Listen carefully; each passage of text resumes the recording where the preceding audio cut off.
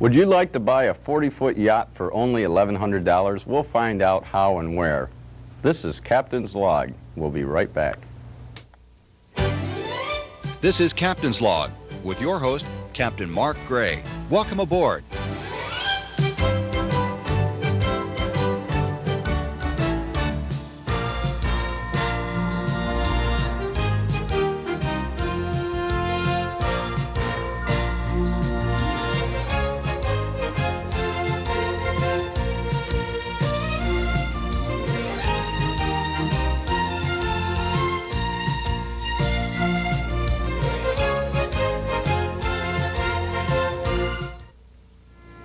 Marina sailing, experience it, the vacation of a lifetime. Islands to explore, sheltered coves to discover, clear water to enjoy. You say you don't know how to sail? Well, that's okay, because we've been teaching people to sail for over 25 years. In fact, we're California's oldest and largest sailing club with 70 boats and 3 locations to serve you. Come on down, take the challenge. We're Marina Sailing.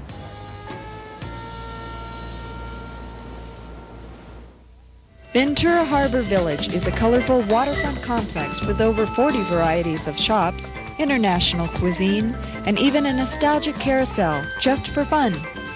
Whether you take a harbor cruise or just watch the fishermen unload their catch of the day, it's a great place for the whole family. Ventura Harbor Village, located on Spinnaker Drive in the Ventura Harbor. Public docks are available for those coming by boat.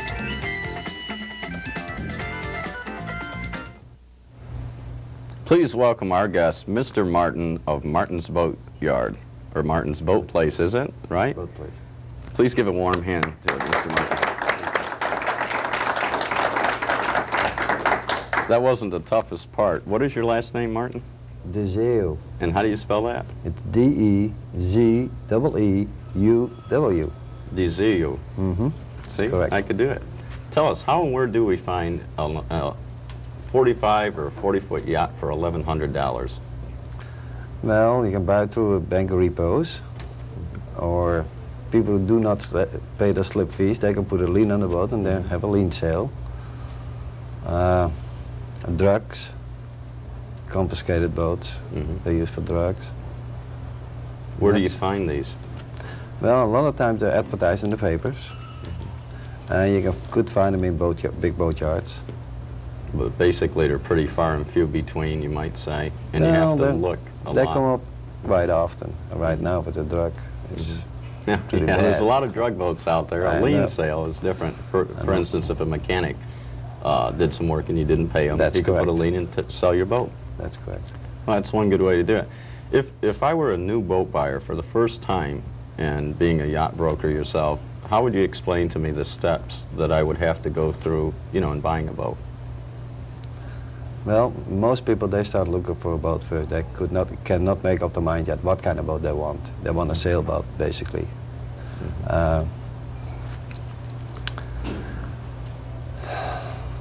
But what would I do first? I mean, I come in the door and I don't know anything about boats. I have no training, but I say, well, gee, okay, I want a sailboat. Well, do I look at pictures first? Do I have to give you a deposit just to go look at the boat? No. How does it work? And there's needed a deposit to look at the boats. Most dealers have their boats on display. I explain to the people what is involved in boating. And if they would buy a boat, they will get free sailing lessons. I mean, at least that's what I do in my dealership. Because I think it's very important. What kind of boats do you have in stock usually? Are they all new or used? And Well, new and used, because you do take trade-ins. And People what kind of move new up. boats? And they're all Catalinas. I'm a Catalina dealer. What sizes do They go up from 13 feet up to 38 right now. They're planning on having larger boat builds. Say that I'm this new boat buyer again, and I look at the 30-footer and I say, well, I don't know, a used boat's cheaper, but I'm afraid I might be buying someone else's headache. So I decide to buy that brand new 30-footer. What kind of training and what steps do I have to go through? I mean, do I give you a 10% down, or do you find financing for it? It's normally a small deposit, and then they can pick their own colors and own interior, and the boat will be built for them. Yes. Huh, they can pick their own interiors. They actually can look at the boat too, being built, because the boats are built in Woodland Hills. Right, and where is your shop located here? It's on 3615 South Victoria Avenue in Channel Islands. And how long have you been a boat yacht broker? I've been down there for about 16 months. And how much sailing experience do you have? That's a standard question, or boating experience. I've been involved in the water since I was 14 years old. And you're 16, you live a hard I life. wish I was 16. So that's about a good many years. Yes. You must have an incident that came up where perhaps you sold a boat and people were under-trained and didn't want to go through the training and went out and got in trouble. Can you think of anything like that? Once you start talking with the customer, you know he has experience or he has not. There are some people who do not want to take sailing lessons. They want to do everything on their own. It happened to us. We sold the boat and the customer went out all on his own and made a mess of it. What happened to him? Well, the first thing, he tore up the bow pulpit. And then the second time when he went out, he tore up the stern pulpit. We had to replace all that stuff because he didn't want to take our advice. He wasn't injured or anything. No, it was just there was no. smashing the boat up. That's correct. He may not be around now. Be one of those He's mysteries still of the around, but he learned it the hard way. Okay, well, I'd like to say that our next segment coming up is Boschan Motion. That's boating fashion in motion. We'll be right back.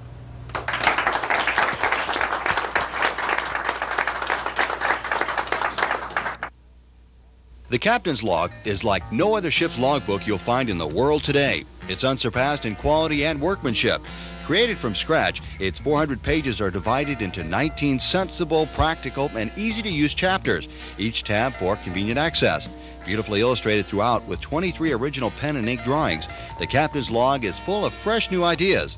This is the first logbook ever published with 2 cruising formats, one for day cruises and another for long passages. Other unique selections include Store's Ledger, Cruising Friends, diagrams, separate repair and maintenance chapters, and the box is much more. You can now document a wealth of valuable information in one big, beautiful book. And whether your edition graces your coffee table or stows in its own log keeper, you will have a handsome and lasting record of your vessel and all your cherished memories aboard her. Also designed for carrying the Captain's Log and your other valuable ship's documents, passports, and boat keys, the Sea Brief is water-resistant and will float with all its contents. The Captain's Log is the perfect christening gift and perhaps the end of your frustrating search for the ultimate ship's logbook.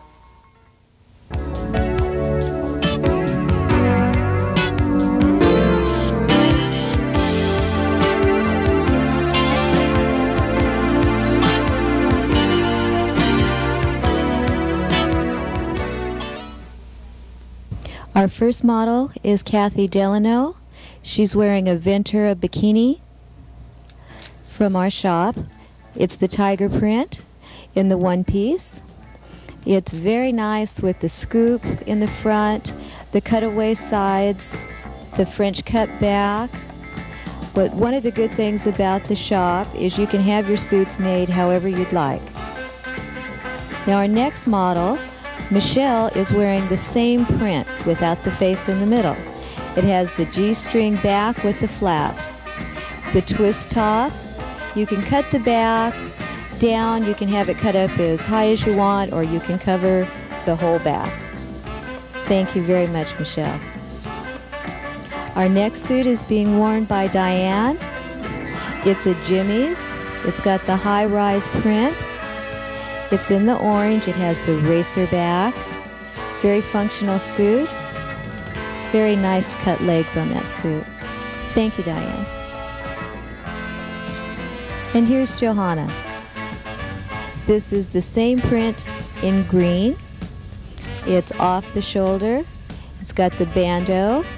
It's a 1- and 2-piece combined. Very functional suit. Thank you, Johanna. Now back to you, Mark. That was Boschan Motion by Donna Russell of Ventura Bikini. Now welcome my next guest, Mr. Neil Evangelista of Marina Sailing. Thank you, Mark. Actually, it's Captain Neil Evangelista, Okay. certified. You have a Coast Guard license, I That's understand. correct. A lot of people think that if I'm the skipper of the boat, now I'm the captain, but there is a legal process, right? Yes, to be a skipper for hire, you are required to be Coast Guard licensed, either a 6-passenger or ocean operator. And they call that a 6-pack. Right. Coincidentally enough. Since you do have a sailing club, and there is quite a difference in cost effectiveness for people, could you elaborate on the cost of your services and what you provide? Surely. Marina Sailing basically provides 3 services to the public. One, we are a charter club. We have boats available for charter, either bareboat, meaning without a captain, or skippered charters. We're a sailing instruction organization affiliated with the American Sailing Association, where we will actually take someone who has little or no knowledge of handling a boat, sailing, put them through a course of lessons, and then get them qualified and certified to take these boats out on their own. Furthermore, we also offer kind of a tax shelter for people who are interested in having boats in charter. When you own a boat, I think it has been said a number of times that a boat is a hole in the water into which you pour money. There are a lot of out-of-pocket expenses involved with owning a boat. Such as? Well, insurance, slip fees, maintenance, the dive service. You've got to have the bottom scrubbed frequently. It can amount to quite a bit of money. And when you consider that the average boat owner only takes his boat out 12 to 24 times a year, it becomes a rather expensive hobby. If you put a boat into a charter club, all of those out-of-pocket expenses become deductions, become tax deductions, because you have a business. Plus you have income to offset expenses, the expenses of the payments, the interest. So if you own a boat, if I understand you right, you can give it to the club to use. Right, exactly. It's a leaseback arrangement, very similar to what's done with aircraft. Is that how all of your clientele are? In Yes. other words, that they're all boat owners, actually? Our clientele, we have a very small percentage of boat owners. We have, for example, at our Channel Islands location, we have 18 boats for charter, another 22 or 24 down in Marina del Rey, and another 24 at Long Beach. And we're about to open up a new office in Newport Beach, which gives us around 65 or 70 boats that are owned by people and in the leaseback arrangement. In addition to that, we have around 2,000 members who can take these boats out once they're qualified, once they're through their course of lessons and are certified. They can take these boats out and visit the islands. So if you're a first-time boat buyer, it seems like it would be cost-effective to see different types of boats before you actually say, well, I want this one. If you're not really familiar with what's out there, then I think it's an excellent idea to try before you buy. You have the opportunity to sail Catalinas, O'Days, Masons, just about anything that you can think of, you can find in a charter club. And I also understand that your training is quite a bit different than, say, the Power Squadron, you know, where they have a class a week, and advanced training navigational. They attack the academics quite well, but because people are using your property, I think, you can correct me if I'm wrong, that you're going to really give them some super training. You're absolutely right, And what does Mark. that involve? Well, the academics are also stressed at Marina Sailing. We try to give everybody as broad a background as possible, either from our personal experience. We do quite a lot of book work, navigation. We don't want anybody taking a boat out 11 miles to Anacapa and not be able to find their way home. Because our boats are a source of income for us, we don't want to see anything happen to those boats, so we stress the safety. Very important, safety and efficient boat handling. Safety because we want the boats to come back in the same condition that they went out, and efficiency because when boats are sailed efficiently, they are faster and the people enjoy them more. I understand that even William F. Buckley charters boats with crews, and he recently got back from a 4-month trip through the Pacific, I believe. And he wrote a book called Racing Through Paradise. Is that it? That's the one. And it seems quite unusual that people that can actually afford to go out and buy what they want, you know, would choose that route. Well, I think partly that was for 2 reasons. One, he wanted a larger boat than he was used to cruising in the Chesapeake, and secondly, it would be expensive to buy a boat in the location that he wanted, and then what do you do with it? Right. He'd have to bring it back, and it might not be the kind of boat that he'd want. For different locations, you want a different kind of boat. And so how long does it take from start to finish if a member joins your club to become trained enough to take a boat out on their own to the islands, say? Probably in the neighborhood of about 30 hours. We give about 30 hours of one-on-one or one-on-two instructor to a student training on the boat. It's all in the water except for a 3-hour in the classroom navigation class where we just teach them basic dead reckoning, what to do if the fog comes in, that kind of thing. But it's a course of a number of 2-hour lessons. It's broken into small bites so they can absorb it gradually. And then a 4-hour class where they actually progress from the trainers, that we keep them in the harbor in flat water before they get intimidated by the ocean, then 4 hours out on the ocean, and then an 8 or 9-hour trip on the ocean. So it's quite extensive. We think so. We think we offer one of the most extensive and safest programs that are available these days. Okay. Well, this is Captain's Log, and we will be right back right after this.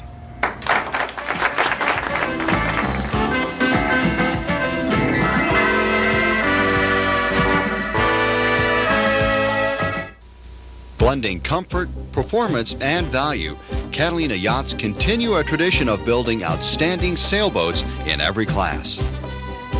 Sail the Catalina 30 and experience the successful combination of a modern, efficient hull shape with spacious accommodations that create the perfect balance in a modern racer cruiser. America's largest sailboat manufacturer invites you to call a Catalina yacht dealer in your area today. Please welcome our guests for the Seatail segment, the one and the same, Captain Neil Evangelista. As you might imagine, someone who's a vice president of a sailing club, such as you are, must have seen a story or two that we can all learn a lesson from. Would you mind telling us one? Yeah, okay.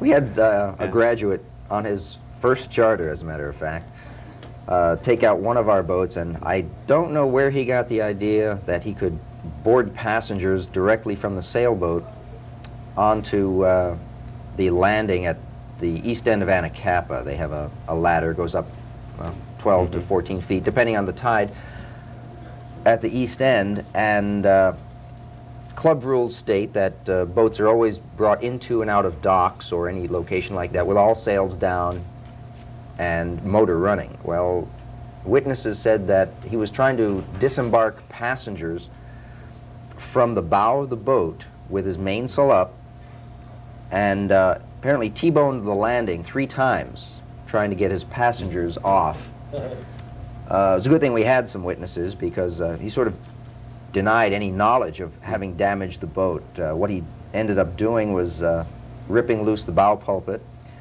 destroying the forestay. Didn't show any immediate evidence, but it ripped the stem head fitting, which is about a 1/4 inch thick piece of stainless. Ripped the stem head fitting off, and then after he left the dock, his forestay went flying. Did about $2,000 worth of damage. And it's one of the hazards of having a vessel in charter. There are things that happen, but insurance covers it, and the charterer, if he does damage, pays the deductible. So the owner himself is not really out that much. Huh. I'll be darned. We try to avoid that. I don't know where he got the idea that he could do something that. like that. He probably saw one of the other commercial power boats disembarking passengers at that location and thought, they can do it, I can do it. I wonder how many accidents does a new person in your association, are they allotted? Like, do you say 3 strikes and you're out? Sink a boat and you're gone? Or, no. You know, we've had people do some absolutely silly things.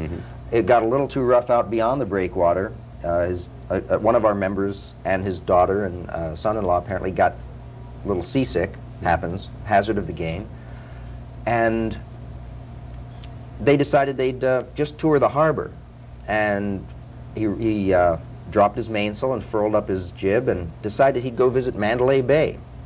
Now, Mandalay Bay, even at low tide, has about a 34-foot clearance from waterline to the bridge. There's a bridge that crosses over there on Channel Islands Boulevard, and unfortunately he had a 37-foot high mast. And when you split a mast in the middle, all the pressure of the shrouds tends to bring things down rather violently.